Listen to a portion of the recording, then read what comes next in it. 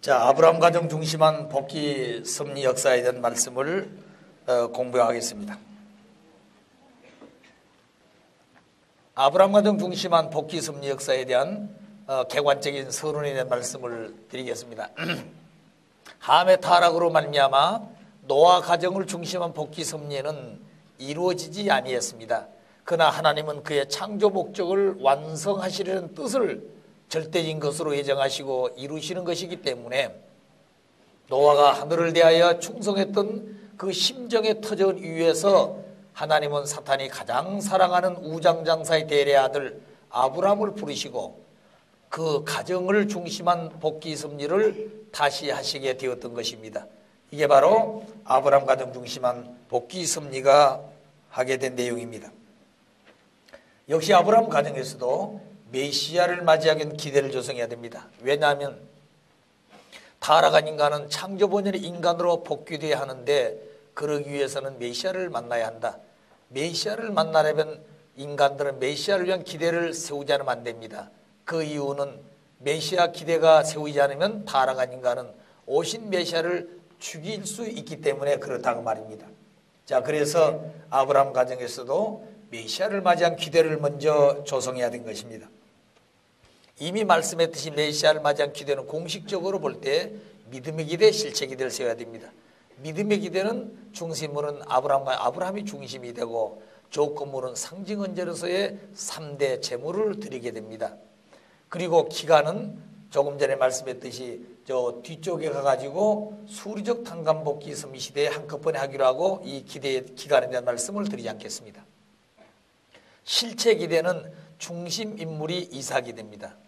그리고 조건은 타락성을 복귀한 탕감 조건이 되지요. 자, 그럼 이런 원칙을 놓고 볼 때 아브라함이 3대 제물을 성공하게 되면 그 실체 기대 이삭을 중심해 가지고 결국 형님의 입장에는 이스마일이 애중불통해 가지고 나아가게 되어 있습니다. 자, 그런데 아브라함의 제물 실수한 말미암아 그 믿음의 기대 세우지 아니었고 그 다음에 중심 인물인 이삭이 제물이 되기 때문에 실체 기대 중심 인물이 될 수 없습니다. 자, 그 내용을 자세하게 설명을 좀 해보겠습니다. 자, 믿음의 기대는 중심 인물이 아브라함입니다. 아브라함을 부르실 때까지 하나님 섭리를 보게 되면 아담 가정에서는 창세기 1장 28절에 아담을 3대 축복을 주었습니다. 타락으로 아담은 3대 축복을 이루지 못했죠. 다시 10대를 거쳐서 1600년 만에 노아를 불렀는데 노아에게도 아담에게 준 3대 축복을 그대로 줬습니다. 창세기 9장 7절에 보게 되면. 그리고 10대를 거쳐서 함이 실수한 말미암아 다시 10대를 거쳐가지고 400년을 거쳐오는데 비로소 이 400년은 노아 가정에서 40일 홍수심판했던 것을 탕감복귀한 것입니다. 자, 10대라고 하는 것은 완전수로서 규일수가 되기 때문에 완전한 이 자리에 와서 다시 새 출발하는 그런 의미로 10대를 거쳐서 섭리를 하시게 됩니다. 그러면 이 10대를 거쳐서 노아는 40일 홍수심판을 했는데 함이 실수한 말 이 모든 전체가 다 사탄 편으로 돌아갔습니다. 그래서 10대를 거쳐서 400년을 지나가지고 아브라함을 부른 것은 여기에 하루를 40일을 중심해가지고 일대가 될 수가 없습니다. 그래서 하루를 연으로 바뀌어가지고 일대를 40년으로 봤을 때 10대니까 400년이 지나서 아브라함을 부르게 됩니다. 노아는 제1 믿음의 조상이었지만 아브라함에는 제2 믿음의 조상이 됩니다. 노아는 아담 가정에서의 아벨이 죽음으로 말미암아 그 셋째 아들 셈을 통해서 노아를 불렀지만 노아 중심한 이후에 아브라함은 찾아 중심한 하늘편 인물을 부른 것이 아니라 사탄이 가장 사랑하는 우상을 만들어 파는 베라의 아들 아브라함을 장자를 불러서 이 중심을 세우는 것입니다. 이게 좀 다릅니다. 지금까지는 하늘편 중심 인물들 후손 가운데 세웠는데 아브라함 가정은 우상을 만들어 파는 가장 사탄이 섬기는 그 가장 사랑하는 장자인 아브라함을 불러서 아브라함 가정 복귀 섭리를 하게 됩니다. 아브라함 나이가 많아서 많을 때까지 자식을 갖지를 못했습니다. 그리고 언제나 조카 롯을 데리고 다니면서 자식을 갖고자 하는 것이 소원이었습니다. 그 나이가 많아가지고 하나님은 아브라함을 불러가지고 아브라함 고향인 갈대와 우르를 떠나게 합니다. 그래서 하나님 말씀을 따라서 녹과 철을 데리고 갈대아 우르다 하란을 거쳐서 가나안으로 갑니다. 갈대아 우르는 지금 이라크란 지방이고 하란은 시리아 지방, 가나안은 이스라엘 지방이 되겠습니다. 자, 그럼 이 노정은 마치 노아 가정은 아담 가정에 되어질 것을 탕감복귀했지만 아브라함 가정은 노아 가정, 아담 가정 이 두 가정까지 탕감복귀하는 섭리적 조건을 세워나가야 된 것입니다. 그래서 노아가 120년 방주 지은 것과 같은 것이 아브라함이 부름받아가지고 갈대아에서 하란을 거쳐서 가나안을 찾아가는 이 노정이 바로 노아가 120년 방주 지은 것과 같은 그런 행로인 것입니다. 그 다음에 아담 가정 이제 부름받아가지고 자기 고향을 떠나서 이제 하나님이 세우신 중심 인물로서의 사명하기 위해서 아담 가정 입장을 탕감복귀해야 되고 노아 가정 입장을 탕감복귀해야만이 아브라함 믿음의 중심물로 확정이 되는 것입니다. 자, 그런데 아브라함과 사라는 부부였습니다. 그런데 사라는 그 말씀을 대단히 어여뻤던 것 같습니다. 그래서 이 두 부부가 가나안에 왔는데 가나안에 기근이 들어가지고 먹을 것이 없어서 애굽으로 곡식을 얻으러 갑니다. 그런데 갈 때 이 두 부부가 부부라고 하게 되면 이 바로는 여자를 아름다운 여자만 보기에는 취하는 그런 성격이 있어서 주변 사람들이 아름다운 미색을 본 여자는 모두 갖다 바로에게 바치는 그런 때가 있었습니다. 그때 이 아브라함과 사라가 바로의 애굽을 찾아가는데 만일 그런 일들이 이 아브라함과 사라에 나타난다면 부부를 한다면 아브라함을 죽일 것이요 사라를 취해갈 것이다. 그래 두 분이 의논하기를 우리는 이제부터 부부가 아니고 남매라고 하자 하고 돌아갔습니다. 아닌가 이라 갔더니 주변 사람들이 당신들 사이는 어떤 사이요? 우리는 남매 사이다. 그렇단다면 사라는 바로에게 주라 그랬습니다. 제가 갑작스럽게 아브라함 자기 부인을 원수에게 뺏기고 그 바로의 처남 같은 입장에 섰다고 말이죠. 자, 그리고 많은 재물을 줬습니다. 그런데 이 사라는 매일 바로는 사라를 취하려고 그럽니다. 사라는 어떤 입장이든 간에 자기 정조를 빼앗기지 하려고 베라벨 수단과 방법을 다했다는 거죠. 자, 보십시오. 왕권을 가지고 지금 자기 부인으로 취해왔는데 그저 그 부인이 이러쿵이 핑계인데 가지고 그게 그 사랑을 하지 않겠습니까? 그런데 그런 그 권한을 가진 이 왕권을 벗어나면서 자기 정조를 지켰다면서 생명을 수없이 거는 자리에 섰다고 말입니다. 그러니까 아마 여러분들 이 사라에게 한번 기도해 보십시오. 사라 당신 어떻게 해서 그런 자리에서 정조를 뺏기지 않고 사랑의 질서를 세워서 본 남편을 찾아올 수 있냐고 물어보십시오. 아마 영계에 있는 사라는 아마 여러 가지 방법으로 이렇게 해가지고 그 자리를 이렇게 회피했다고 할 수 있는 내용이 있었을 것입니다. 자, 그래서 결국에 나중에 베라벨 수단 방법을 다해서 바로가 결국에는 덮치려는 것을 피해왔지만 이제는 더 이상 견딜 수 없는 자리까지 온 겁니다. 그래 바로가 강제로 사라를 취하려고 그랬을 때 하나님께서 바로에게 경고를 내립니다. 바로야, 그 여인에게는 주인이 있나니 그 여인을 손대지 말라 그랬습니다. 깜짝 놀래가지고 결국 그 다음 아침에 이 두 사람을 불렀습니다. 너희들 사이가 도대체 어떤 사이냐? 솔직하게 얘기해보라 그랬습니다. 그래서 이 두 사람은 솔직하게 얘기합니다. 우리는 사실은 부부인데 남매라고 하고 왔지만 사실은 부부입니다. 그랬더니 하나님께서 주신 말씀대로 아브라함은 사라의 주인인 것을 알고 다시 이 사라를 아브라함에게 돌려줬습니다. 그때 아브라함이는 사라를 다시 바로로부터 찾아오고 재물을 취해가지고 다시 가나안으로 돌아옵니다. 자, 이 노정은 뭘 의미하는가니 에덴 동산에서 아담과 해와는 본래 남매여 부부였습니다. 그런데 해와가 천사장과 유혹에서 천사장에 꼬임해가지고 결국 해와는 정조를 빼앗겨버렸습니다. 그리고 아담과 관계를 끊었습니다. 이 아담 가정에 되어진 적그러진 내용을 아브람과 사라는 아담 입장에서 해와 입장에서 그리고 바로는 천사장의 입장에 있었는데 이 해와는 천사장에 타락해가지고 하나님의 딸로서의 자리를 잃어버렸지만 사라는 바로에게 갔다가 몸을 빼앗기지 않고 정조를 찾아가지고 다시 아브라함의 본남편을 찾아온 것입니다. 이것은 아담 가정에 적그리던 얘기를 탕감복귀하기 위한 노정이었습니다. 자, 그리고 노아 가정의 입장으로 어떻게 탕감받게 하느냐. 노아는 부인과 자녀와 동물을 방주에서 땅에서 방주로 탔습니다. 땅은 사탄 세계를 상징하고 방주는 하늘 세계를 상징했다 그랬습니다. 따라서 땅에서 방주로 갔다는 말은 사탄 세계에서 하늘 세계로 들어가는 것 같은 노정인 것입니다. 따라서 아브라함이는 애굽에서 부인과 롯과 재물을 취해가지고 가나안으로 돌아옵니다. 애굽은 사탄편 국가고 가나안은 하늘편 국가인 것입니다. 그래서 아브라함이 처자식과 더불어 재물을 취해가지고 애굽에 가나안으로 왔다는 말은 노아 가정에서 되어진 것을 탕감복귀하는 그런 입장이었습니다.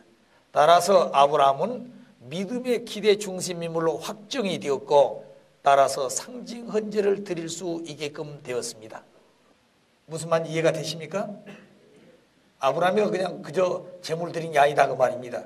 아담 가정 그 다음에 노아 가정까지 탕감복귀하는 조건을 세워가지고 비로소 믿음의 중심물을 넣어서 확정해가지고 상징 헌제를 드리게 된 것이다.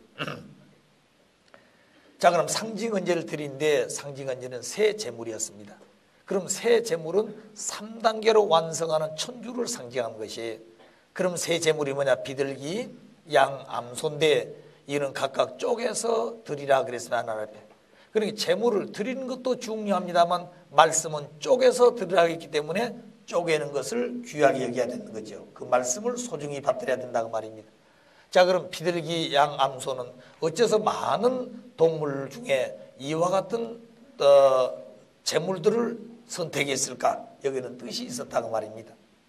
그래서 비둘기는 소생기를 상징하고 그 소생기는 예수님을 상징했습니다.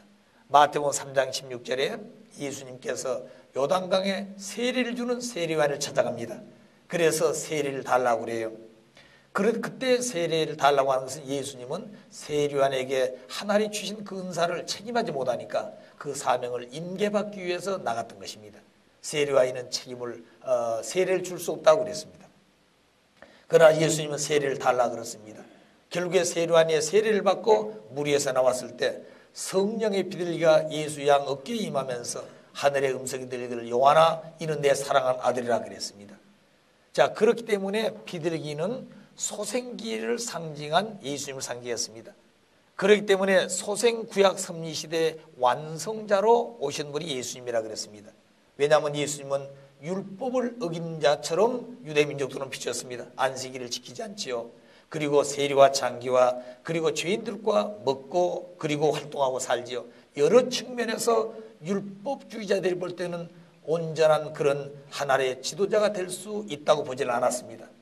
자, 그래서 결국에 율법을 폐하러 온 자라고 그들은 규정했지만 예수님은 내가 율법을 폐하러 온 것이 아니라 나는 율법을 완성시키러 왔다고 마태복음 5장 17절에 기록했습니다. 따라서 예수님은 소생구약 섭리시대의 완성자로 오셨다.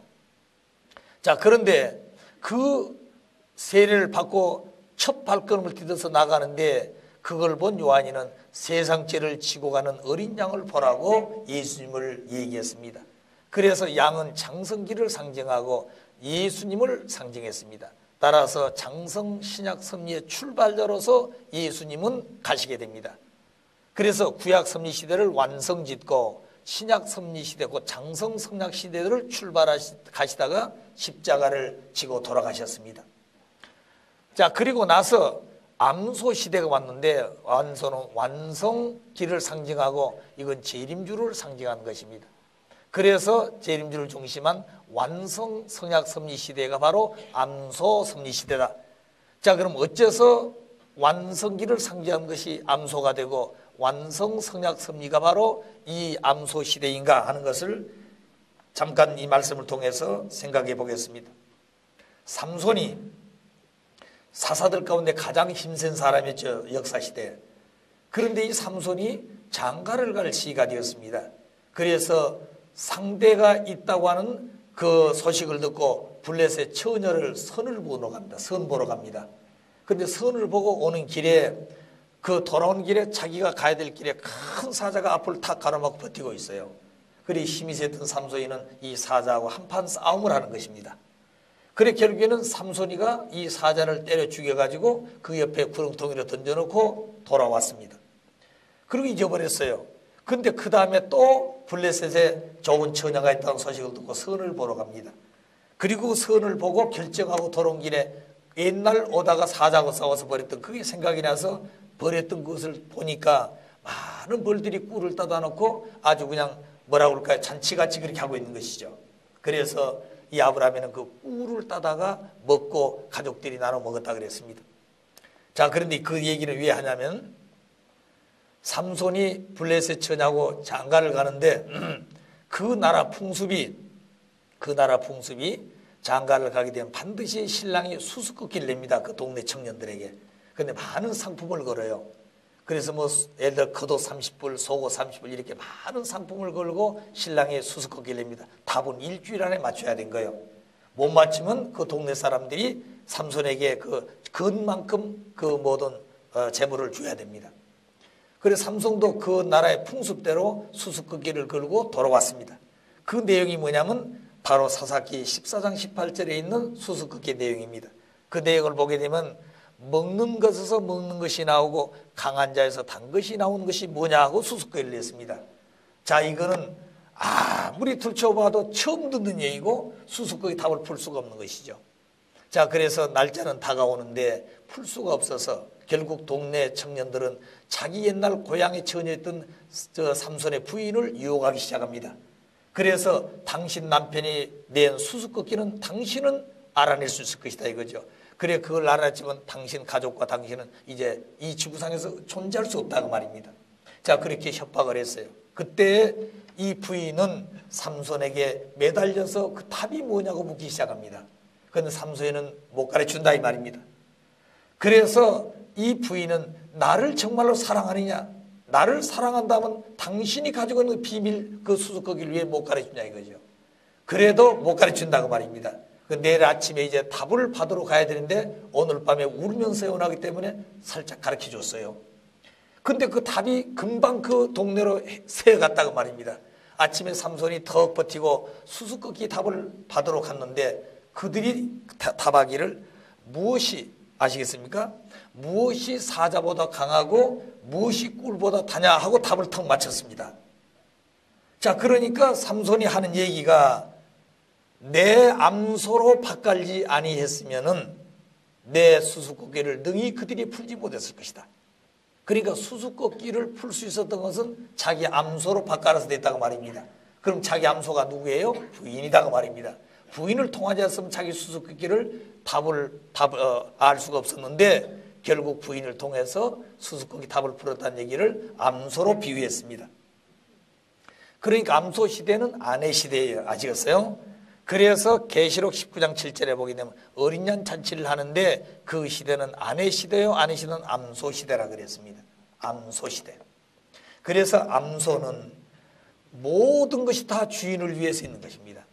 자, 밭갈이도 하루 종일 땀을 흘리고 주인은 더우면 그늘 밑에 가서 쉬기도 하고 물을 먹고 싶으면 물도 먹고 배고프면 밥도 먹고 하는데 그 암소는 쟁기를 먹고 밭갈에다가 그냥 세워놓으면 그대로 있어야 되는 거예요.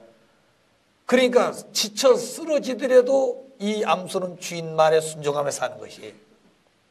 자, 그리고 죽게 되면 가죽까지 그리고 뼈다귀까지 다 삶아 먹고 그리고 새끼를 낳아서 가정의 재산을 증식해 주는 그런 자리가 바로 암소라고 하는 존재입니다. 수소는 그렇지 않죠. 수소는 기분 나쁜 뒷발로 차고 뿔로 찌릅니다. 암소는 그렇지가 않아요. 자, 그런데 이와 같은 내용을 보게 되면 어째서 3대 제물이 비둘기가 되고 양이 되고 암소가 됐을까? 이 비둘기도 보게 되면 평화를 상징하고 가장 사람께 가까운 존재입니다. 그 다음에 양도 보게 되면은 양은 다른 동물과 달라서 굉장히 순진하고 털을 다 깎아더라도 반항 없이 가만히 서 있는 것이에요. 그리고 여러분 돼지 같은 걸 보십시오. 이건 동네에서 돼지 한 마리 잡으면 동네가 온 천지가 소리가 나죠. 그리고 입을 새끼줄로 묶어놓고 해도 그 소리가 새어나간다고 말입니다. 양은 잡아도 조용하게 죽는 거예요, 그게. 그리고 양과 염소를 비교하게 되면 전혀 성격이다. 양은 염소는 굉장히 성격이 급해요. 그렇기 때문에 그 몸에 맞지 않는 이 염소 고기를 먹게 되면 굉장히 부작용이 생기는 것입니다. 자, 그런데 이 양은 그렇지가 않아요. 여러분 뭐라고 그럴까요? 염소의 수놈끼리 싸운 거 보면 뿔이 빠져도 싸웁니다. 뿔이 빠지도록. 근데 이게 가만히 있다 싸운 게 아니라 사슴도 그렇습니다만 이놈들 둘이 와서 딱 뿔을 이렇게 대요. 보면 딱 대고 있다가 쫙 뒤로 물러갑니다. 그리고 양쪽에서 힘껏 와서 뿔이 빠지도록 탁 치는데 아주 산울림이 울릴 정도로 이 둘이 싸우는 거예요. 그래 보니까 하나 안 죽었거든요. 또다시 물러갑니다. 또 부딪히고. 그러니까 한 놈이 죽든지 도망가든지 끝판을 보는 거예요. 이놈들이. 그것이 바로 이 순놈들의 싸우는 염소들의 그 자세입니다. 자, 그런데 그 염소의 성격을 보게 되면 이런 얘기들이 있어요. 여름이 되면 절대 염소는 따로 떨어지지 않는다는 거죠. 왜? 따로 떨어지지 않으면 저놈이 시원하다고 말입니다. 그래 같이 붙어 잔다는. 그럼 남이 서면 자기는 더웁지 않습니까? 그걸 그 존재는 그런 성격을 가지고 있다는 거죠. 더우면 추울 때는 절대 떨어지지 않는다는 거죠. 아시겠어요? 그러니까 정반대 추우면은 떨어져 살고 더우면 붙어 살고. 그 왜냐하면 내가 같이 있으면 저놈이 시원하고 또 내가 같이 있으면 저놈이 덥고 그렇다는 거죠. 그러니까 그런 성격을 가진 염소 같은 존재는 중심 인물로서 세운 재물이 될 수가 없다고 말입니다. 그러니까 사람도 보게 되면 참 순진한 사람이 있고 거친 사람도 있고 자기 중심에 살려고 한 사람도 있고 하나의 뜻을 받들어 살려고 한 사람도 천태만상이지요. 자, 그렇기 때문에 하나를 어떤 사람을 더 불러 세우는 관이 하나님 편에 가깝고 순종하고 그리고 하나님 말씀을 절대시 여길 수 있는 그런 마음을 가진 사람이 하나님 앞에 가깝게 중심으로 세울 것이다 하는 생각이 들어집니다. 그러니까 재물이 바로 되어진 것은 하나님께서 가까울 수 있는 그런 존재를 재물로 쓰신다는 얘기도 되겠습니다. 자, 그러면 새 재물의 의 3단계 성장 과정을 통해서 완성되는 천주를 상징합니다. 아담 가정은 소생장상 완성기죠. 노아 가정은 3단계에 지어진 방주 3층입니다. 아브라함 가정에서는 새 재물을 한 제사상에 올려놓고 재물된단 말은 3단계 성장 과정을 통해 완성되는 천주 상징한 것을 삼재물로 의미를 주었습니다. 또 하나는 아담, 노아, 아브라함 3대에 걸친 종적 섭리 탕감 조건을 일시에 횡적으로 복귀하라는 것입니다. 아담 가정에서도 믿음이 기대 세웠지만 실책이 돼 실패했습니다. 노아 가정에도 믿음이 기대 승리했지만 실책이 돼 실패했습니다. 이렇게 되어진 종적인 섭리의 탕감 조건을 일시에 횡적으로 탕감 복귀하라는 것이 노아 아브라함 가정의 삼재물의 의미인 것입니다. 세 번째는 사탄이 침범한 삼수의 표시의 모든 조건을 일시에 탕감 복귀함으로써 전 복귀 섭리를 단번에 이루려고 하기 때문에 새 재물을 한 책상 위에 놓고 재물을 드리게 되었다고 말입니다. 그래서 아브라함은 상징 헌제를 드릴 때 어떻게 드려야 하나? 쪼개서 드리라 그랬습니다. 그러니까 드리는 것은 좋지만 쪼개서 드려야 된다. 그런데 비둘기를 쪼개지 아니해 가지고 아브라함이 졸다 보니까 솔개가 와서 쪼개지 않은 비둘기에 턱 덮치고 있었습니다. 그래서 아브라함이는 그 솔개를 쫓았다 그랬습니다. 그리고 그 아브라함이는 그 하나님은 아브라함에게 이제부터 너희가 100살 때던 이삭을 모래산에 가서 번제해야 되고 너희 후손은 애굽에 가서 400년간 애굽 고역을 산다고 하는 엄청난 그런 경고의 말씀을 받게 됩니다. 그게 왜 그렇다고요? 비둘기를 쪼개지 않았기 때문에. 그럼 여기서 솔개가 임했다만 솔개는 사탄을 상징하는 것이죠. 그럼 쪼개는 뜻은 무엇인가? 선악을 분립하는 것입니다. 구원 섭리의 목적은 선주권을 복귀한 것이에요. 자, 그런데 타락한 아담은 선악의 모체가 되기 때문에 하나님만 상대할 수 없고 사탄도 상대할 수 없는 중간 위치라 그랬습니다. 그래서 하나님은 쪼개가지고 선을 분립해서 선주권을 세워가는데 아버지의 뜻이 있는 것이에요. 그래서 쪼갠다고 한 말은 선악을 분립하기 위해서 비둘기, 양, 암소를 쪼개는 것입니다. 그 내용은 아담 가정에서 가인 아벨을 분립했던 것 같은 것이고 노아 가정에서는 세상인과 노아 가정을 분립했습니다. 그래 방주 중심에 가서 홍수 심판하고 선악을 분립했죠. 아브라함 가정에서는 사탄 주관권에 있는 세계하고 하나님 주관권의 세계로 둘로 분립하는 것입니다. 또 사망의 피를 뽑는 것이죠. 왜냐하면 쪼갠다는 말은 사망의 피를 뽑아서 성별하는 의미를 가지고 있고, 그 내용은 사탄과 혈연관계함으로 말미암아 사탄의 혈통이 들어왔습니다. 그래서 사망의 피를 뽑으로 말미암아 성별하는 조건을 세운 것이 쪼개는 의미도 있게 되는 것입니다. 자, 그런데 쪼개야 될 비둘기를 쪼개지 않음으로 말미암아 어떤 결과가 왔느냐? 선악 분립이 안 되었습니다. 따라서 1번 아담 가정에 세우려는 것도 실패했고, 노아 가정에서 잃어버린 것도 탕감먹지 못했고, 아브라함 중심에서 사탄편과 하늘편으로 갈라진 이 두 내용도 탕감먹게 되지 않았습니다. 또 성별해서 사망의 피를 뽑으려고 했던데 그것도 되지 아니었습니다. 따라서 쪼개자는 결과 사탄이가 침범을 했고, 그 내용은 엄청난 벌을 받게 되는 결과로 가져오게 되는 것입니다. 자, 상징언제 실패한 결과 믿음의 기대가 복귀되지 못했습니다. 그리고 그 후손들은 400년 애굽고역 시대를 당하게 되고, 그 애굽고역 시대 400년은 형별을 기간이 됨과 동시에 사탄이 침범한 사탄 분립 기간도 됩니다. 그래서 노아에서 아브라함까지 400년을 탕감복귀한 것이 애굽고역 400년입니다. 그리고 이삭을 거쳐서 야곱까지 3대로 연장되어 나오게 되는 것이에요. 자, 그러면 상징헌재 성공했으면, 아브라함이요, 상징헌재 성공했으면 실체 기대를 어떻게 드렸을까? 이삭이 중심인물이 되어가지고 실체 기대를 드린데, 그러면 장자의 입장에 있는 존재가 누굴까? 이삭은 독자인데, 자, 그런데 그 존재가 이스마엘이라고 하는 존재입니다. 자, 그럼 이스마엘은 어떤 존재인가니? 아브라함이가 자식이 없어서 언제나 자식을 갖고 싶은 욕망에 조카 롯을 데리고 다녔습니다. 그래서 사라가 아기를 낳지 못하니까 자기 몸종 하가를 자기 남편에게 줬어요. 아기 좀 제발 낳아주라고. 그래서 아기를 낳았는데 그 아기가 이스마엘입니다. 자, 그러면 아기를 낳아주도록 주었고, 또 그렇게 아기를 낳아서 사랑을 받았으면 처음부터 끝까지 그렇게 해야 되지 않겠어요? 그런데 사라가 아기를 가져서 이삭을 낳습니다. 그때 이 사라는 아브라함과 하나 되어가지고 그 이스마엘을 그 어머니와 함께 광야로 내몰았어요. 그것이 오늘 저 사막지대 아프리카의 저 조상이 되는 그런 자리가 된 것입니다. 성경에 보게 되면 그 모자가 그 창절하는 사막에 쫓겨나와가지고 하늘 앞에 애원한 기도들이 있습니다. 우리가 무슨 죄가 있어서 여기 왔냐 그 말입니다. 죄가 있단다면 그 아브라함을 사랑해가지고 자식을 낳아달라고 해서 낳아준 죄밖에 없는 것이에요. 자, 그렇게 울부짖는 그들의 그 한스러운 역사가 바로 이 아프리카에 시작되었다고 하는 사실을 잊어서는 아니 됩니다. 자, 아브라함이 이삭을 그러면 헌재하는데 어떻게 헌재하느냐? 아브라함은 실패한 장본인입니다. 타락한 아담 같은 입장이 되어버렸죠. 그런데 하나님의 섭리의 원칙은 실패한 인간을 다시는 중심으로 쓰지 않는 것이 원칙인 것입니다.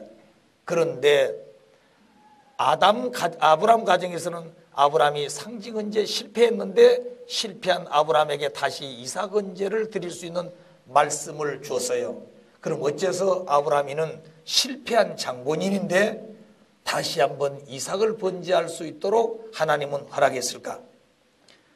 자, 그 내용은 다시 아브라함이 상징해 드릴 수 있는 근거가 무엇인가? 메시아를 위한 기대의 복귀는 3차에 걸쳐서 완성을 해야 될 조건이 있습니다. 원리적 조건이. 그게 바로 뭐냐면 아담, 노아, 아브라함까지는 메시아를 위한 기대를 복귀하는 섭리는 3차에 완성해야 되기 때문에 반드시 아브라함 때에 와가지고는 메시아를 위한 기대가 이루어져야 됩니다. 그런데 아브라함이 재물을 실수한 말미암아 믿음의 기대가 실패했기 때문에 그 3차에 걸쳐야 될 조건만 남아진 거예요, 원리적으로.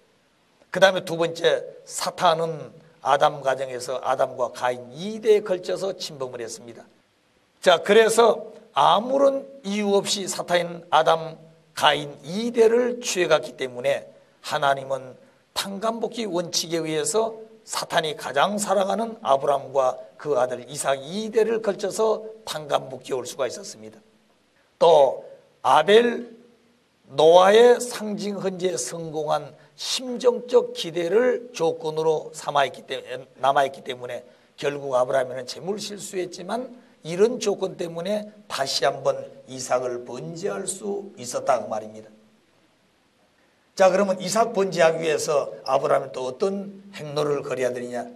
처음과 똑같은 그런 행로를 걷습니다. 아담 가정 입장, 노아 가정 입장을 탕감복해야 돼요.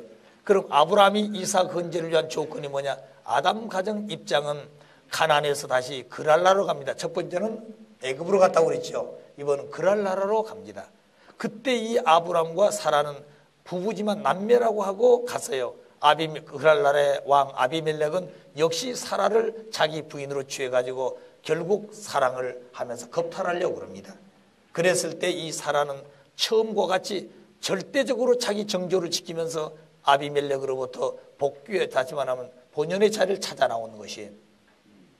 그래서 자기 부인을 주었다가 그 부인이 책임함으로 말미암아 다시 자기 부인으로 돌아온 이 사라는 아브라함과 다시 하나 되어가지고 재물을 취해가지고 가나안으로 돌아옵니다.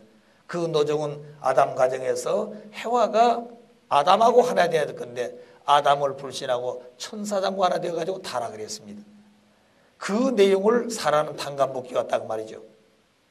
위대한 분입니다, 사라가. 자, 그 다음에 노아 가정 입장은 뭐냐면 노아가 처자식과 동물을 거느리고 사탄 세계를 상징한 땅에서 하늘 세계 방주로 들어갔듯이 아브라함은 부인과 롯과 재물을 취해가지고 그랄 나라에서 가나안으로 다시 돌아옵니다. 그래 그랄 나라 사탄 세계를 상징한다면 가나안은 하늘 세계를 상징하는 입장이기 때문에 노아 가정의 입장을 탕감복귀하는 자리에 쓴 것입니다. 자, 그럼 그런 터전 위에서 이삭 헌제를 합니다. 자, 이삭을 헌제를 하는데 아브라함이는 재물을 실수한 이후에 하나님께서 모레아산에가 번제하라고 하는 그 말씀을 듣고 그때부터 마음은 대단히 아팠을 것입니다. 왜 그 재물이 다른 어떤 재물이 아니라 100살 때 낳아서 정말로 귀하게 기른 그 이삭을 칼로 쳐서 번제를 드리라고 하는 그 얘기는 자기가 몇 번 죽는 것보다도 어려운 것이에요. 자, 그런데 하나님의 말씀을 안 지킬 수도 없는 것이죠. 그래서 아브라함이는 그날이 가까울 때마다 대단히 고민했을 것입니다. 잠자는 것도 먹는 것도 다 포기할 정도로 고민했을 것이에요. 그러면 효자 입장에 있던 이삭은 자기 아버지의 고민하고 걱정하는 것을 보면서 뭔가 깨달은 적이 있었을 겁니다. 왜냐하면 과거에 아버지가 재물을 드리러 간다 할 때는 기쁜 마음으로 정성을 다해서 애물을 준비하기에 바빴고 이삭을 돕도록 참 같이 협력을 했는데 이번에 재물은 무엇인지 모르지만 고민하고 준비하는 걸 못 봤다고 말입니다. 그런데 그날이 가까이 왔어요. 하나님은 아브라함을 훈련시켜서 정말로 이번 기간 동안에 너의 아들을 제물로 번제할 수 있겠느냐 아마 몇 번이고 다짐시켰을 것입니다. 만일 아브라함이 이 이삭 번제를 실패하게 되면 하나님의 섭리는 헤쳐갈 길이 없어 다시는 이제 없다고 말입니다. 그렇기 때문에 아브라함도 심각했고 하나님도 심각했고 사탄이는 그 길을 가로막으려고 별의별 일을 다 저질렀을 것입니다. 자, 그런 입장에서 아브라함이는 하나님 말씀을 따라서 몇 번이고 다짐했을 것이 정말 내 아들을 데리고 가서 밧줄로 묶어서 장작 위에 세워놓고 칼로 쳐서 그리고 제물로 데려가 번제를 드릴 수 있겠냐고 말입니다. 그런데 그때마다 아브라함이는 결심하는 것입니다. 할 수 있습니다. 또 그 다음날 또 그 다음날 이렇게 해가지고 제물 드리는 날이 가까웠을 때까지 결심을 수없이 했을 것입니다. 그런데 그 마음속에는 고민이 많고 수심이 가득했겠죠. 자, 그런데 효자 입장에 있는 이삭은 자기 아버지 집의 그 용화를 보고 우리 아버지가 제물을 드리러 간다고 그랬는데 왜 저렇게 고민하실까? 제물은 준비하는 걸 보시니 도대체 그 제물이 무엇일까? 하고 이삭은 많이 고민했을 것입니다. 그러다 결국에 이삭은 그 제물이 보통 이런 제물이 아니고 정말로 아버지가 저렇게 고민한 걸 보니 그 제물이 도대체 뭘까 하는 것을 생각하면서 자기 자신이 제물이라는 것을 이삭은 깨닫게 된다는 거죠. 자, 그래서 결국에는 이삭도 정말로 아버지가 자기를 산에 올라가서 밧줄로 묶어놓고 칼로 치고 불을 태워서 번제를 드리는 것을 정말로 제물로서 사명을 다했겠느냐. 제물은 제단에 올려졌을 때 말이 없고 반항이 없는 것입니다. 그럼 그런 마음을 이삭도 준비해야 되지 않겠습니까? 자, 그런데 그런 마음을 이삭도 이미 결심을 했어요.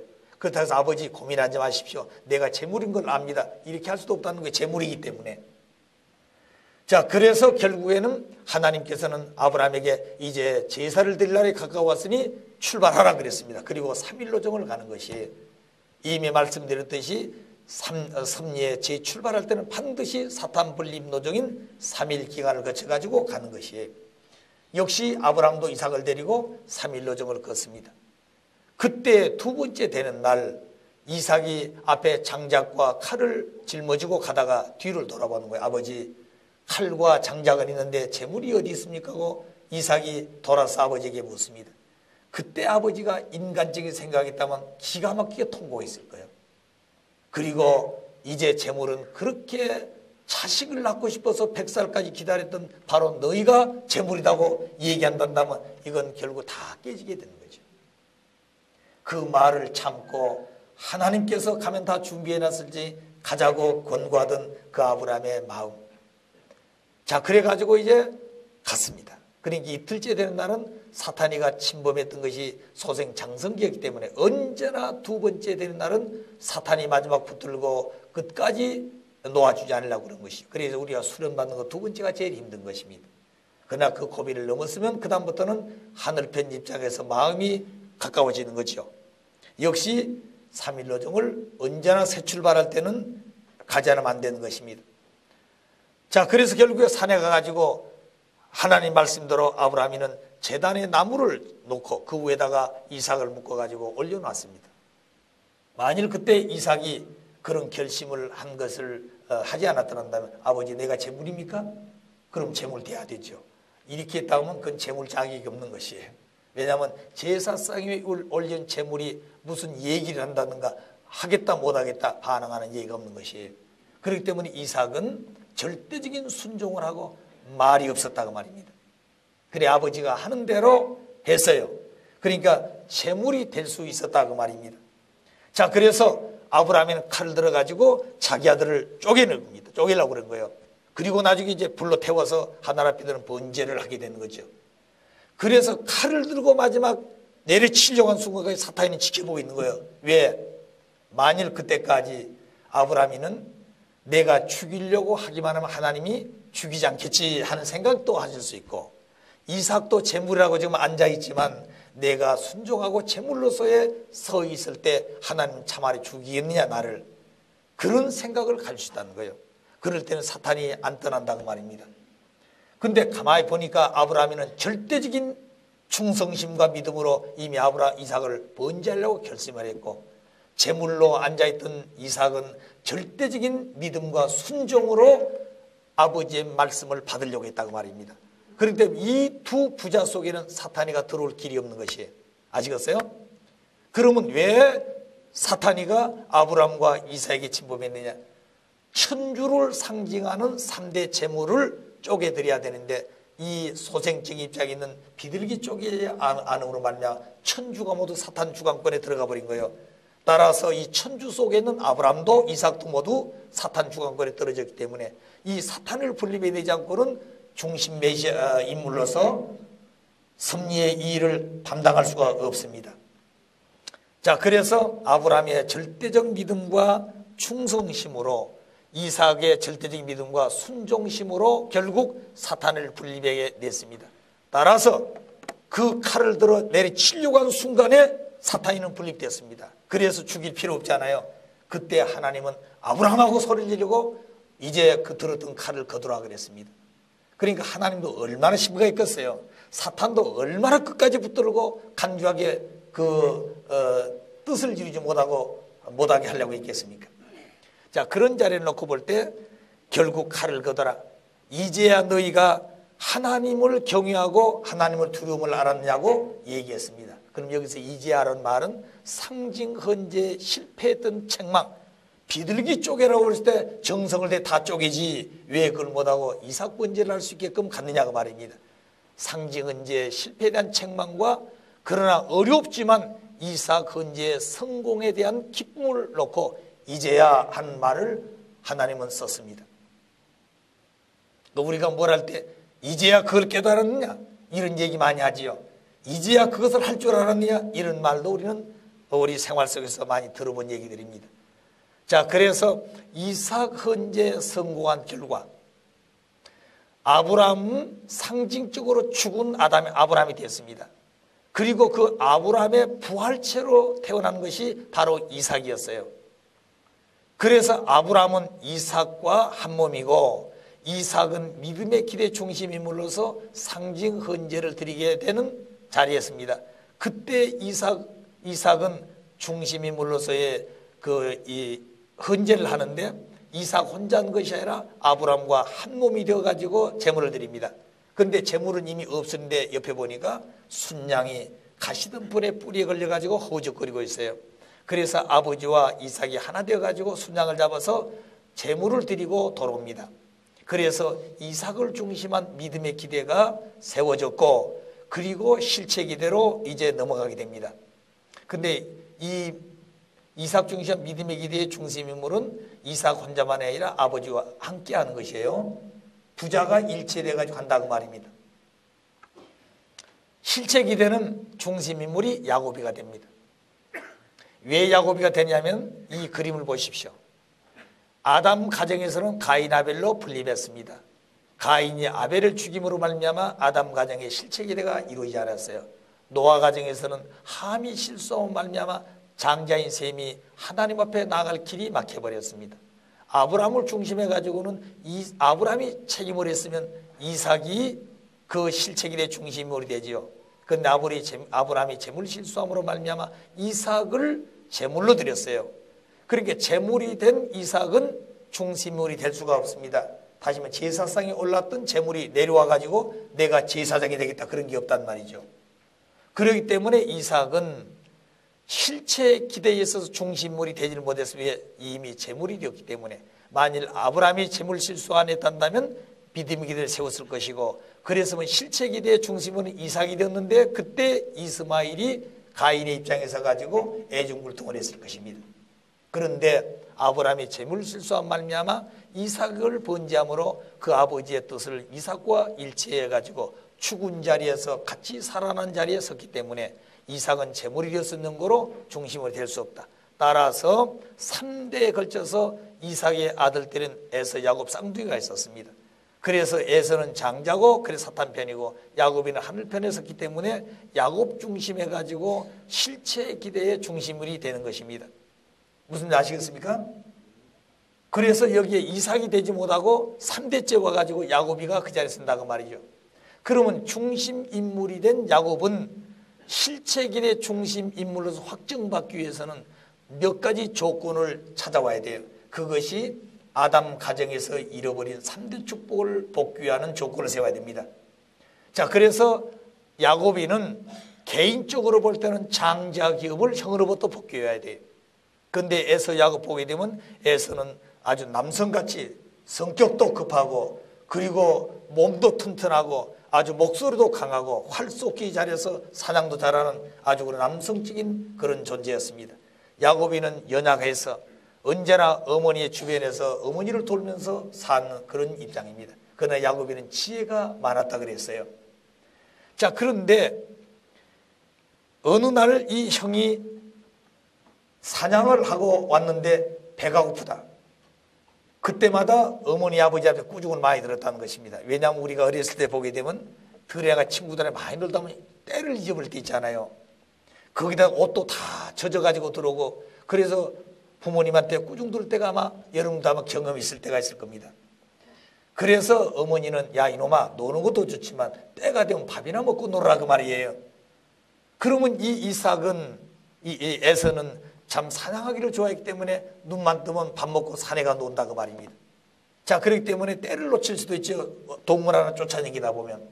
그래서 때를 놓쳐버리게 되면 처음에는 음식을 줬지만 하도 꾸중들이니까 야곱이가 동생으로서 형님 드릴 것을 준비해놨다가 조용히 불러주고 그랬을 거다 그 말입니다. 자, 그런데 어느 날 에서가 사냥하다가 돌아왔는데 배가 고파서 아주 먹을 것을 찾고 있었어요. 그때 야곱이는 팥죽을 끓이고 있었다 그랬습니다. 그래 팥죽을 끓이고 있는데 에서가 와서 팥죽을 달라고 동생한테 옛날 같으면 주었지요. 근데 그날은 못 준다 그 말입니다. 왜 못 주냐 이거죠. 내게 팥죽을 먹으려면 내가 하라간 대로 해야 된다 그 말입니다. 그게 뭐냐 이거죠. 나보다 형님이라 하라 그 말입니다. 그런데 쌍둥이니까 불과 몇 초 차이로 나왔으니까 동생이 한번 형님 노릇 해보겠다 그 말이죠. 그래 그 얘기를 듣던 형님은 안 한다 이거죠. 나 팥죽 안 먹으면 안 먹었지 너를 형님으로 얘기 안 갔다 그 말입니다. 그럼 그만두라 이거죠. 나도 못 준다 그 말입니다. 자 이러고 보니 결국에 손해 갈 사람은 에서였다 그 말입니다. 그래 배고프니까 결국에 형님 해봐야 그건 달아진 것도 아니고 자기가 형님이 된다 그 말입니다. 그래서 우선 배를 채워야 되겠다. 그래 동생을 찾아가지고 야곱아 그럼 팥죽을 주면 그 형님이랑 팥죽을 주겠느냐 그렇다 이게. 그래서 동생 야곱에게 형님이라고 팥죽을 얻어 먹었습니다. 자 그 말은 오고 가는 것은 팥죽이었지만 그 이면에는 사탄이가 하나님 앞에 굴복한 조건이 된 거예요 그게. 그러니까 엄청난 천지가 대개벽하는 사건이 그게. 자 그런 조건을 야곱이는 벌써 지혜롭게 알고 형으로부터 장자급을 뺏어왔습니다. 자 그리고 났는데 이제 아버지로부터 장자급 상속을 받아야 되잖아요. 아버지가 볼 때는 에서가 장자다 그 말입니다. 자 그런데 어느 날 이 이삭은 뭘 했어요? 눈이 어두워가지고 이제 죽을 날이 가까운다고 느꼈던 것 같습니다. 그래서 어느 날 자기 아들 에서를 불러놓고 방에서 조용히 속삭인 거예요. 그게 뭐냐면 야 에서야 내가 죽을 날도 이제 멀지 않은 것 같다. 내가 너에게 모든 상속을 다 해줄 것이니 너는 사냥을 잘하기 때문에 산에 가서 좋은 양을 잡아다가 먹이를 해오면 내가 그걸 맛있게 먹고 너에게 축복해 주마 하는 부자간의 속삭인 얘기를 문틈으로 새어나온 얘기를 어머니가 들었습니다. 니부가가. 자 그래서 이 큰아들은 활을 들고 산으로 뛰어가는데 이제 어머니는 이 아무것도 모르고 있는 야곱이를 달래는 거지. 야곱아 이제 큰일 났다 이거죠. 뭐가 큰일 났습니까? 아버지가 너희 형에게 장자 기업을 상속해 주기 위해서 양을 잡아 요리를 해오라고 그랬다. 자 그러면 이제 야곱이는 양 잡을 수 있는 능력도 없고 어떻게 하냐 그 말입니다. 그래서 어머니와 의논한 결과 집에 있는 짐양을 잡는 것이에요. 이걸 잡아가지고 형님이 오기 전에 두 모자가 열심히 음식을 만들어서 들고 이제 아버지 앞에 가는 겁니다. 자 지혜로운 이 야곱이는 음식을 만들어 가지고 가지만은 이제 문제가 생겼다 이 말이에요. 왜냐하면 형님과 동생을 눈이 어두워 잘 구별하지 못하지만 음성을 듣고 아니면 또 몸을 만져가지고 확인한다고 말 아버지가. 그런데 에서는 음성이 굵직하지만 야곱이는 여자 음성 같은 소리를 가지고 있어. 그리고 에서는 몸에 털이 많다고 말입니다. 그런데 에서는 털이 없어 가냘프게. 그래서 음성을 듣고 확인 못하면 만져가지고도 확인하는 것이에요. 그래서 고민하니까 어머니가 하는 말이 이제 음성을 내는 것은 훈련해야 되지만 이 몸에 털이 있는 것을 확인하기 때문에 그 잡아놓은 양털을 이런 데 붙여놔서 오두개는 상관없으니까 목도 붙이고. 자 그리고 이제 아버지 앞에 들고 가서 형님 목소리를 내는 거죠. 눈이 어두워서 볼 수는 없지만 목소리 왜 모르겠습니까? 야 이놈아 너 야곱이 아니냐고 이삭이 채간합니다. 아버지 무슨 말씀입니까? 조금 전에 저를 불러서 양을 잡아오면 맛있게 요리해서 가지고 먹고 축복인다 해서 양을 잡아가지고 밥 비웠습니다. 그리고 약속은 에서밖에 안 했거든요. 자 그래 그러면 이리 와보라고 말입니다. 만져보니까 손에 털도 있고 목에 털도 있어요. 그러니까 그 에서에게 난 털하고 양털을 붙여놓은 것하고 왜 그 감각을 몰랐겠어요. 이삭은 알았지만 그 동생이 장자 기업에 대한 애착심을 가지고 장자 기업을 축복을 받고자 하는 그 마음을 너무 잘 알고 있었어. 한편이니까. 그래서 먹고 야곱에게 축복을 다 해줬습니다. 자 그래 축복을 받고 나니 야곱이는 좋은 것이 아니라 두려움이 온 것이에요. 왜? 형님한테 들키면 이제 죽는 것이에요. 그 조금 있으니까 형은 양을 잡아서 혼자 땀 흘리면서 요리했는데 어머니도 원치하고 동생도 도와주지 않았어. 혼자 만들어가지고 방에 들어가서 아버지 이만저만해 가지고 양을 잡아서 음식을 만들어 잡수시고 축복해 주십시오 하니까 야 이놈아 너는 몇 번이나 축복을 받으러 다니냐 이거죠. 아 내가 지금 처음 왔습니다. 지금 축복 받으러. 그런데 이삭은 벌써 알았습니다. 이미 축복 다 받아갔다 이거죠.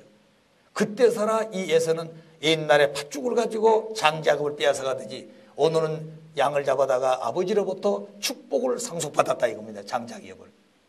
그래서 그 다음부터는 이 에서는 동생을 찾아 죽이려고 그러는 거예요.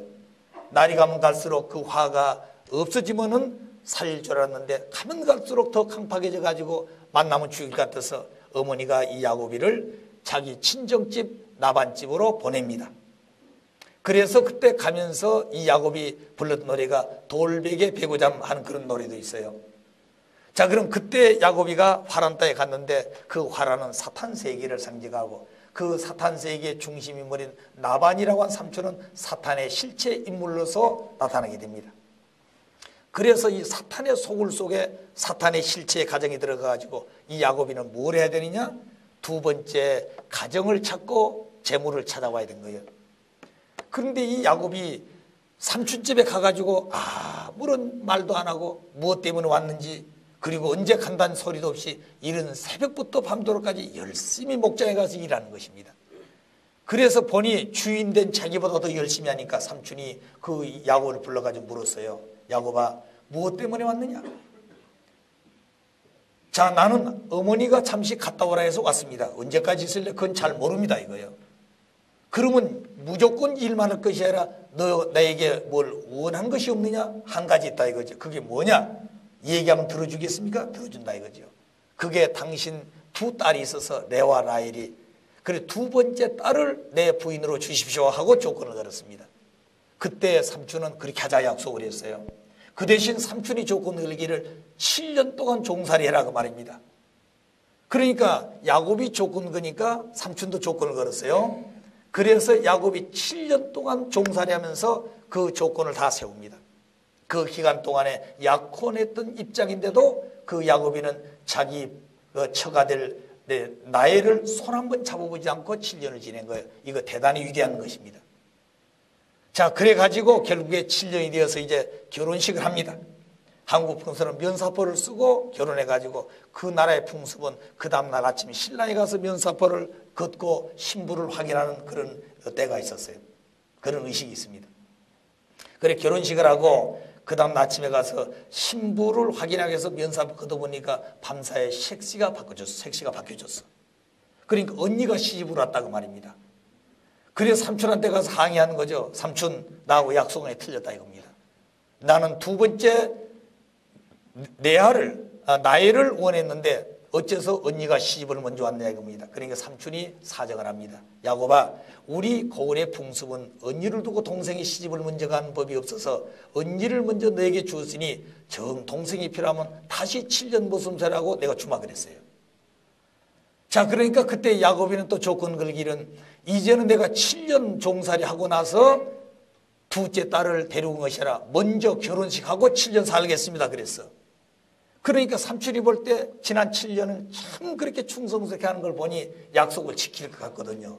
그래서 먼저 결혼식을 하고 7년 종살이 합니다.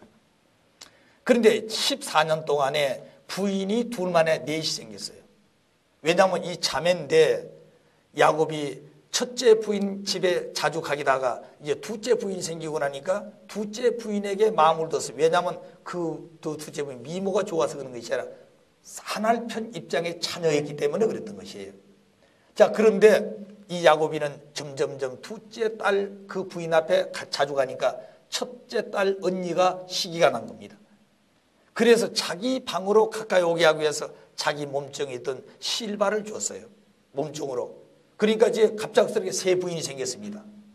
그래서 야곱이는 그쪽에 자주 가니까 또 이쪽에 있는 그 나엘은 자기 몸종 비라를 또 줬어요.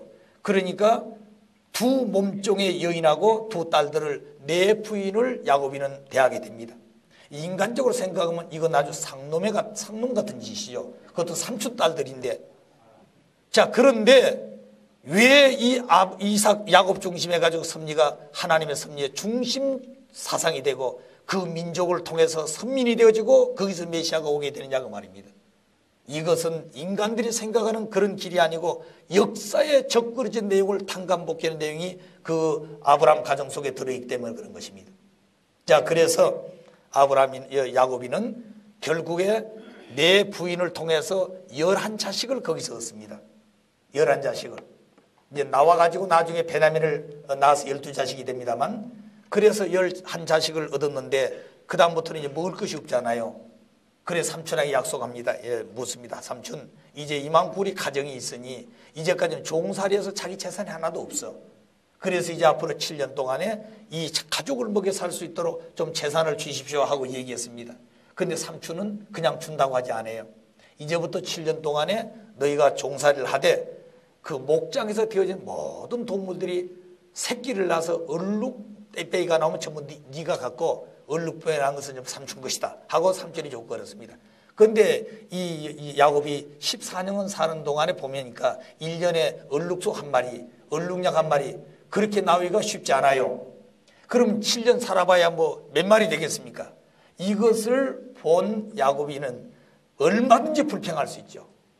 그런데 삼촌 하자간 대로 따랐습니다. 그리고 그날 밤에 잠을 자는데 그 몽시에 뭘 보여준가니 앞으로 동물들이 새끼를 가지고 교미만 하게 되면 그 앞에 냇가에 가서 버들잎하고 몇 가지 그런 이파랑이를 가르쳐 줍니다. 이 새 이파랑이를 띄워놓고 물을 강제로 먹이라 그랬습니다. 그래서 그 몽시에 가르친 대로 야곱이는 행했습니다. 그러니까 교미만 하면 끌고 와서 물을 먹이는 거예요. 그러고 나니까 새끼를 낳으면 100% 얼룩배기들이 나왔습니다. 그래 7년 동안 알아보니까 삼촌 재산이 거의 야곱 것이 됐어요. 그래 삼촌에게 약속해서 준다고 하면서 안 주는 거예요. 그 다음부터는. 삼촌 주시겠습니까? 줘야지. 안 줍니다. 그리고 또 약속 10번이나 속여 먹으면서 안 줘요. 그때 이 부인들이 데모합니다. 그게 바로 뭐냐면 우리 아버지 나쁘다 이거죠. 그래서 우리 재산 가지고 도망가자고 하는 계획을 세웁니다. 누가 그랬다고요? 딸들이. 자, 그런데 야곱이 참 위대했던 것은 어떻게 그 한 집에서 내 부인을 데리고 거기에 11자식들이 생겨가지고 서로 부모들이 자기 자식 가깝게 하려고 얼마나 그 시기 질투했겠습니까? 그런 자리에서 싸움 한번 하지 하고 잘 참고 나왔다는 것이 참 야곱이 위대한 사람이에요. 아시겠어요? 그럼 왜 그랬을까? 왜 그랬을까? 야곱이는 말이 없었다고 말입니다. 거기서 입을 벌리면 싸움판이 벌어진 거예요. 그러지 않겠어요? 그러니까 내 색시를 데리고 이 여자 말 듣다가 보면 저기서 문제가 될 것이고 저 얘기 듣고 와서 얘기하면 이건 싸움판이 되는 거예요. 그러니까 자식들이 와서 얘기해도 듣고 그냥 그대로 이 부인이 와서 얘기해도 듣고 그대로 그러니까 거기 있는 동안은 야곱이는 입을 열어서 자기 마음대로 얘기를 못했어. 자, 그렇기 때문에 부인들이 볼 때는 답답하게 됐겠죠. 삼촌과 약속을 했으면 준다고 했으면 받아내야지 왜 안 주냐고 말입니다. 항의도 가서 해볼 뻔데 아무 소리 안 해. 그래 부인들이 결국에 모든 걸 전부 다 좋은 것을 다 찾아가지고 남편을 데리고 밤에 도주하는 것입니다.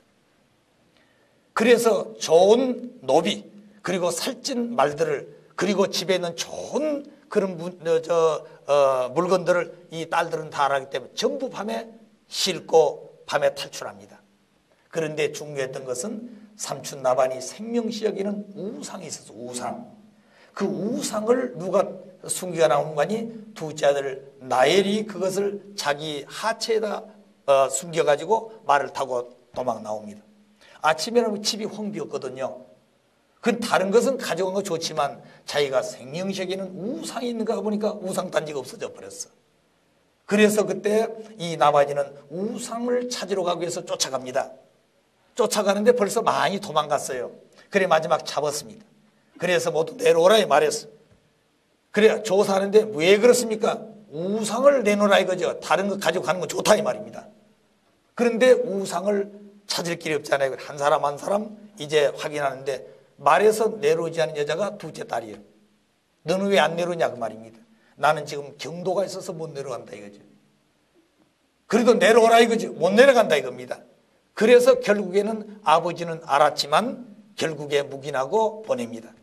그래서 그 우상을 이 둘째 딸 하체에다가 숨겨가지고 온 것은 에덴 동산에서 사탄이가 해와의 하체를 통해서 타락을 시켰고 문제가 들어왔어. 그게 사탄이가 들어왔다고 말입니다. 이것을 탕감복귀하기 위해서 그와 같은 일을 했다고 보는 것이에요. 그래서 3일 정도 지내가지고 상수르나 밑에다가 우상을 묻고 돌아옵니다. 자, 돌아와가지고 결국에 뭐냐면 약복강을 건너는데 누가 나타났어요? 천사가 나타났습니다. 그래 천사가 나타났는데 야곱이는 천사를 붙들고 밤새도록 씨름했다 그랬죠. 자, 그러면 이 천사는 왜 나타났을까? 하나님이 보냈다 그랬습니다. 왜냐하면 야곱이 사탄으로부터 승리하고 돌아간 그 길에 마지막 영적인 사탄이가 나타나가지고 야곱이와 싸워서 거기에 승리하지 못한 야곱이는 이스라엘은 이름을 가질 수가 없는 거예요. 승리했던 조건을 못 가져. 그래서 야곱이는 생사를 걸고 붙들고 싸우는 것입니다. 그러니까 죽더라도 붙들고 죽어야 되는 거예요, 야곱이는. 그런데 사탄이는 야곱이 환두틀을 쳐가지고 환두뼈가 부러져서 걷지를 제대로 못해. 그래도 붙들고 밤새도록 씨름을 한 것입니다. 아침에 쳤다기 오니까 이 천사가 야곱에게 묻습니다. 내가 졌다 그렇습니다. 진 것이 문제가 아니라 졌다는 표징을 하라 이겁니다. 그때 천사는 야곱에게 묻기를 네 이름이 누구냐 그랬어요. 나는 야곱이라 그랬습니다. 그때 천사가 하는 말이 이제부터 네 이름을 야곱이라 하지 말고 이스라엘이라고 하라 그랬습니다. 이스라엘 말은 승리했단 말이에요. 그 승리는 믿음의 승리지 혈통의 승리는 아닌 것입니다. 그래서 이스라엘이라는 말이 나오고 이스라엘이 선민이 될 수 있는 이름을 가진 것이에요. 자, 그리고 지팽이를 짓고 약복강을 건너옵니다. 건너와가지고 어디를 갔어요? 형을 찾아가지요. 무슨 말 아시겠어요? 자, 그러면 형을 찾아가는데 자기 종들을 전부 다 노빌의 모든 재물을 싣고 앞장 세우고, 그리고 누구를 세웠습니까? 11 아들들을 세우고, 그리고 세 부인을 앞에 세우고, 마지막 자기 둘째 부인과 더불어서 야곱이는 지팽이를 싣고 제일 뒤에 따라갔어요. 아침이 되었는데 이 에서가 문 밖에 척 보니 먼 행렬이 보였습니다. 저 행렬은 무슨 행렬인고 대단히 큰 행렬이었어. 그런데 행렬이 점점점 자기 집 앞으로 오는 걸 보았습니다. 자, 그런데 그 모든 노비들이 재물을 싣고 와서 이 에서의 집 앞에 턱 늘어놓고 이것은 우리 주인이 당신께 갖다 주라고 해서 가져왔습니다 그랬습니다. 그래, 너희 주인이 누구냐고 물었어요. 우리 주인은 야곱입니다 그랬습니다. 그러니까 자기 동생이죠. 그 다음에 화가 나서 죽이려고 했던 그 마음이 조금 풀어졌어. 그 다음에 11 조카들이 가가지고 큰아버지 보입시다. 그러니까 도대체 너희들은 누구냐 그 말이면 11명이 우리는 야곱이의 아들들입니다. 자, 보니까 잘생겼거든요. 그 다음에 너희들이 문제가 아니라 그 뒤따라온 여자들이 보니 아주 미모의 세 여자가 따라왔습니다. 너희들은 당신들은 누구야 보니까 우리는 야곱의 처다 그 말입니다.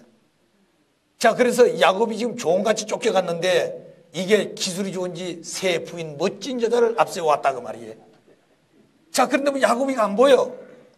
그래서 당신들이 뭐냐 내 동생 야곱이겠냐고 그러니까 보니까 저 뒤에 지팽이를 짚고 한 여인을 옆에 데리고 서 있다 그 말이에요. 그런데 야곱이는 왜 그러느냐? 형님이 끝까지 죽이려면 36개 해야 되는 것이에요. 왜냐하면 거기서 죽으면 하나님 승리가 끝나기 때문에 야곱이는 지혜롭기 때문에 그걸 알고 있었어. 그래서 바로 같이 못 갔다고 말입니다. 그 나중에 이 형이 뛰어나온 걸 보니 죽이려고 하는 모습은 아니었어. 그래 가만히 보니까 가깝게 온 것입니다. 그래서 야곱이는 자기 형이 자기 눈 안에 들어올 때 너무너무 기뻐가면 땅바닥에 엎드려서 큰 절을 하고 형님을 보니 하나님을 본 것 같다고 감격에 눈물을 흘렸습니다. 그걸 본 이 형님 에서는 자기 동생을 죽이려고 했던 마음이 잘못된 것을 알고 동생을 끌어안고 21년 만에 상봉을 한 것이에요. 그리고 야곱이 가진 모든 것은 반씩 나눠 가지고 형님을 준 것입니다. 그때 에서는 나도 너와 같이 먹을 것은 준비했으니 같이 살자 그랬어요. 그래서 처음으로 무슨 기대가 세워지는 거 아니? 실체의 기대가 세워졌습니다. 아시겠어요? 그러니까 인류 역사상의 아담 가정에도 믿음의 기대는 실체 기대가 이루지 못했습니다. 노아 가정도 120년 판교에서 믿음의 기대를 세웠지만 실체 기대가 이루지 못했습니다. 아브라함 가정도 마찬가지예요. 재물 실수에서 1차는 실패했지만 그 이삭 번제 이후에 실체 헌제는 에서 야곱이 드렸는데 에서와 야곱이 상복함으로 말미암아 비로소 에서 야곱을 중심에 탄감복귀 조건을 세웠어요. 그래서 메시아를 맞이하는 기대가 세워졌습니다. 믿음의 기대 성공, 실체 기대 성공. 아시겠어요? 자, 그래서 메시아는 아브라함 가정에서 온다. 그 후손에서 온다. 그 얘기가 되겠습니다. 자, 그러면 이 재물을 취해온 그 모든 내용이 결국에 실체 기대를 드릴 수 있는 야곱이가 되었습니다. 그리고 야곱이는 화란 땅에 가서 가족을 찾고 그리고 뭘 찾았어요? 재물을 찾고 노비까지 데려왔어. 아담 가정에서 아담은 타락으로 말미암아 부인을 잃어버렸고 뭘 잃어버렸습니까? 가족을 잃어버렸고 천사까지 다 잃어버렸고 재물 다 사탄 편에 내줘버렸습니다. 이것을 야곱이는 아담 가정에서 잃어버린 것을 찾아가지고 돌아와서 실체기대 중심 인물이 되었다 그 말이에요. 자, 그런데 그 결과가 뭐냐? 아담 가정으로부터 실체기대를 탕감복귀에 나오던 종적인 역사 노정을 이삭 가정에서 횡적으로 탕감복귀를 완성했습니다. 자, 그럼 그 내용이 뭐냐? 아담 가정에서 보게 되면 아담 해와는 음란죄로서 하나님의 뜻을 받들지 못하고 사탄의 혈통을 이어받았습니다. 그리고 가인 에벨은 살인죄를 지었어요. 천사장은 거짓말로 해가지고 역적죄를 짓고 하나님 것을 모두 절도해가는 절도의 주인이 되어버렸습니다. 이것이 아담 가정이었어요.